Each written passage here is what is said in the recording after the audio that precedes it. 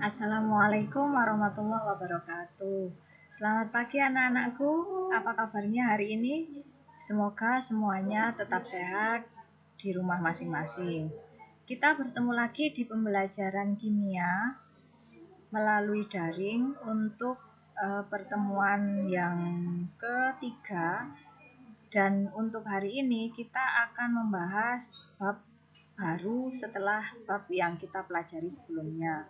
Tapi sebelum itu, marilah kita berdoa terlebih dahulu. Berdoa menurut agama dan kepercayaan masing-masing. Berdoa dimulai. Berdoa selesai.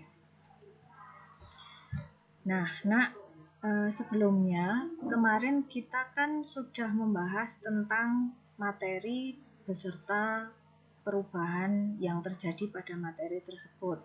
Bahkan kalian sudah bisa memberikan contoh termasuk di kehidupan sehari-hari itu perubahan materinya yang dengan perubahan fisika itu contohnya apa saja, kemudian dengan perubahan kimia itu apa saja. Dan dari tugas yang kalian serahkan kemarin sudah saya nilai semuanya, baik itu untuk 10 farmasi maupun 10 nautika. Kalian bisa melihat kembali di Google Classroom-nya masing-masing dan nilai yang kalian dapatkan sudah saya cantumkan di situ. Kalian bisa mengecek. Sedangkan untuk yang belum mengumpulkan atau kemarin ada kasus juga sudah mengumpulkan tapi yang dikumpulkan salah, silakan mengupload ulang supaya nanti tugasnya tidak kosong. Itu saja yang ingin saya sampaikan sebelum masuk materi. Dan untuk hari ini kita melanjutkan. Kalian sudah bisa melihat di layar yang saya tampilkan. Materi kita kali ini yaitu tentang sistem periodik unsur. Kalian sudah mendapat buku kimia ya, sudah didapat dari perpustakaan. Kalian bisa coba lihat-lihat di situ. Sistem periodik unsur itu seperti apa ya? Nah, hari ini kita belajar tentang itu, Nak. Mulai dari pengertiannya, kemudian nanti bagian-bagiannya di dalamnya itu apa aja. Oke, sekarang kita lanjutkan. Nah, kalian bisa melihat di layar yang saya tampilkan, yang namanya sistem periodik unsur itu adalah suatu tabel.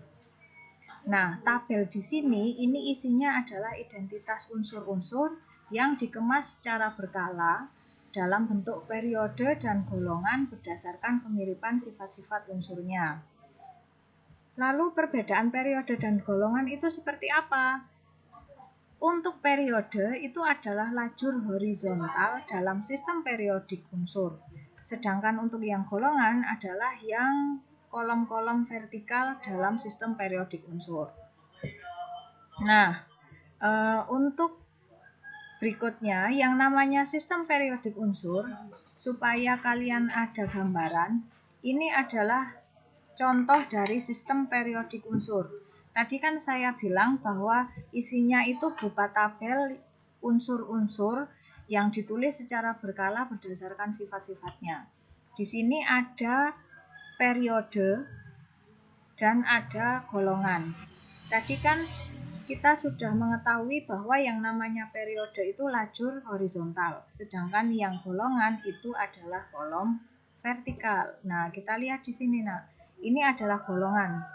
Golongan itu yang vertikal, mulai dari golongan 1A, golongan 2A, kemudian golongan 3A, 4A, ini namanya golongan, di mana nanti ada ciri khas di atasnya itu tertulis dengan huruf Romawi. Sedangkan untuk yang periode itu adalah yang lajur horizontal. Nah, mulai dari yang periode 1, periode 2, periode 3 sampai periode 7. Jadi di sini bisa kita simpulkan bahwa periode dalam suatu sistem periodik itu hanya ada 7. Maksimalnya periode itu 7. Tapi ketika kita membahas tentang golongan itu maksimalnya, saya ulang lagi, ketika kita membahas tentang golongan itu maksimalnya mulai dari golongan 1 sampai golongan 8. Tapi golongan itu ada dua jenis, ada golongan A sama golongan B. Nah, di sini makanya ada sistem periodik 8 golongan dan sistem periodik 18 golongan. Yang dimaksud yang seperti apa ya, Bu? Nah, Kalau sistem periodik 8 golongan, itu sistem periodik yang dibagi menjadi 8. Ada 8 golongan A, golongan yang utama, dan 8 golongan B, golongan yang transisi. Ciri khas dari golongan tadi sudah saya informasikan, penomorannya menggunakan angka Romawi. Kalau menuliskan angka 1 berarti menggunakan angka Romawi 1. Itu khusus untuk golongan. Sedangkan sistem periodik 18 golongan berarti cara ini dibagi ke dalam 18 golongan dimulai dari kolom paling kiri hingga paling kanan. Golongan transisi ini berada pada golongan ketiga sampai 12. Nah, tertulisnya di sini. Sebenarnya 18 golongan ini hanya untuk mempermudah saja. Karena nanti penulisannya di sistem periodik tetap nanti pakai 1A, 1B, 2A, 2B seperti itu. Terus kenapa kok ini jumlahnya 18, Bu? Kan golongannya ada 8. Nah, di sini untuk golongan utama itu hanya ada 8, 1A, 2A, 3A, 4A, sampai 8A. Tapi untuk yang golongan transisi, 8B-nya itu ada 2 kolom. Nah, makanya di sini ada golongan 1B, 2B, 3B, 4B, sampai golongan 8B, tapi ada 3. Nah, ketika dicantumkan di sistem periodik, munculnya nanti seperti ini. Jadi kalau kalian cermati di gambar, itu 1A, kemudian dilanjutkan 2A, kemudian nanti di tengah-tengah ini isinya adalah golongan transisi, bukan masuk golongan utama ya. Kemudian dilanjutkan di sini 3A, 4A, 5A, 6A, 7A, sampai 8A. Kemudian yang golongan transisi bagaimana? Golongan transisi dimulai dari sebelah kanan dulu. 1B-nya di sini, jadi tidak dimulai dari sini. 1B, kemudian 2B, dilanjutkan 3B, 4B, 5B, 6B, 7B, sampai 8B. Nah, itu untuk materi kita hari ini. Jadi kalian bisa mengenal tentang sistem periodik unsur termasuk bagian-bagiannya. Bu, ini kok ada warnanya macam-macam. Nah, ini nanti berpengaruh. Kalau kalian nanti mengamati dengan jelas, yang di sini warnanya biru itu berarti dia termasuk yang bentuk padatan. Jadi kita menemukannya di lingkungan itu berupa bentuk padatan. Kalau warnanya yang kuning-kuning seperti ini berarti bentuknya adalah gas. Kemudian yang warnanya itu merah muda seperti ini berarti bentuknya cair. Kalau yang warnanya hijau-hijau seperti ini berarti dia termasuk unsur buatan.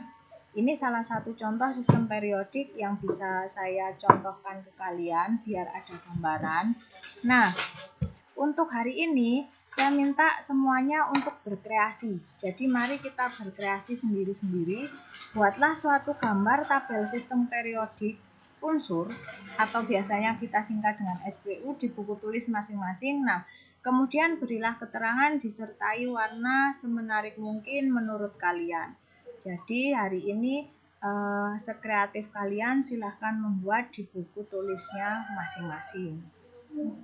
Untuk pembelajaran hari ini, itu saja yang bisa saya sampaikan. Semoga bermanfaat. Apabila ada yang ingin ditanyakan, nanti bisa langsung di kolom komentar Google Classroom. Seperti biasanya, jangan lupa nanti tugasnya dikirim dan klik serahkan ya, biar nanti saya bisa menilai masing-masing. Semoga hari ini bermanfaat, tetap di rumah masing-masing, tetap menjaga kesehatan.